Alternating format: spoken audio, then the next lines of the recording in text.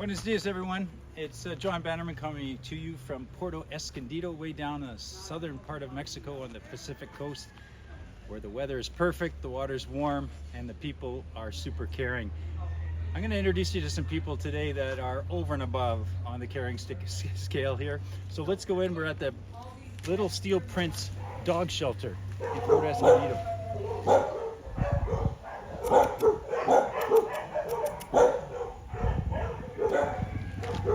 We have about 125 rescue dogs that are looking for a good home, if you know of anybody. Hey, Cheryl. I think a couple of them want to go home with me. Yeah. Mojo, he's the boy of all of Shaggy's puppies, so it feels like it has to protect him. Where's the one I'm flying home with? It's at Foster. 8 years ago, Nalu and about 4 other people came together to collect all the dogs that were on the street, because obviously it was a very big problem with all the dogs on the street. And so they started in the Punta, a very small piece of property, and very quickly it filled up. They had, they started off with only like 20 dogs. Within a month's time, they had over 70. And now we already have, well, actually, this is the lowest we've had since I've been here 1 year.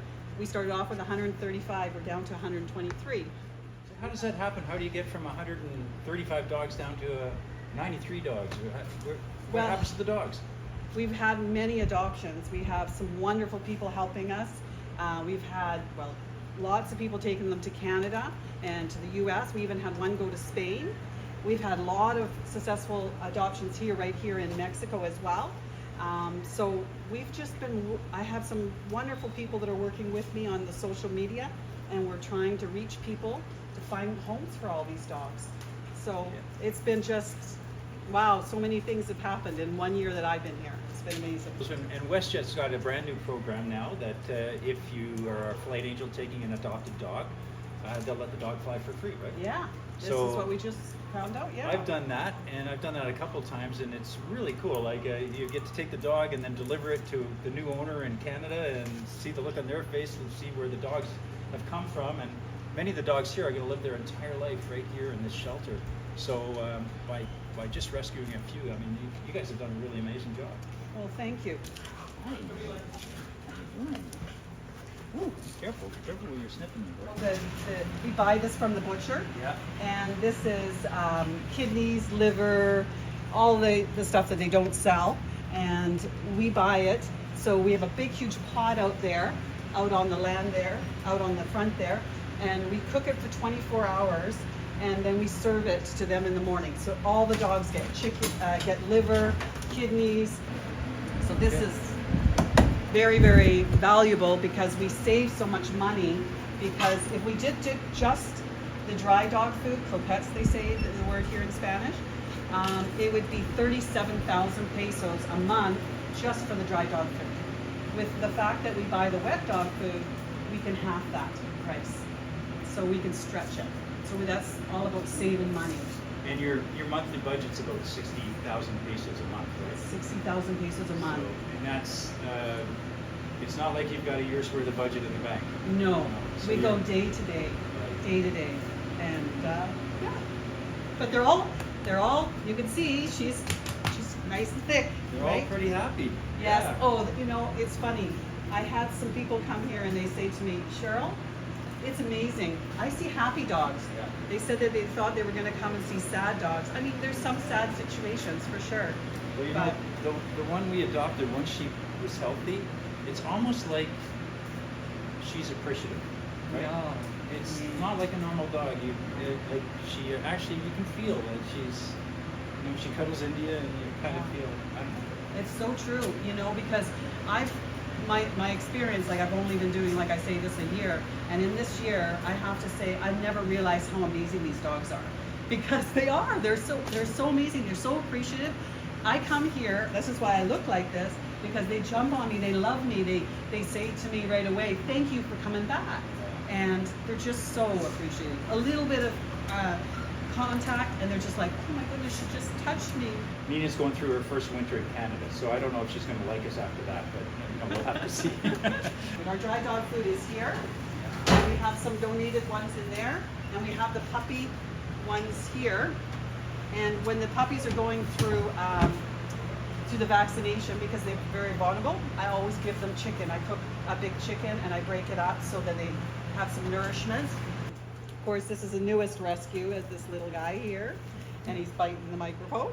Just contact Cheryl if you want her. Yes, absolutely. It's a little girl. She's always all by herself, but we've already started the process. That's one thing is with puppies. Hi, Gabby.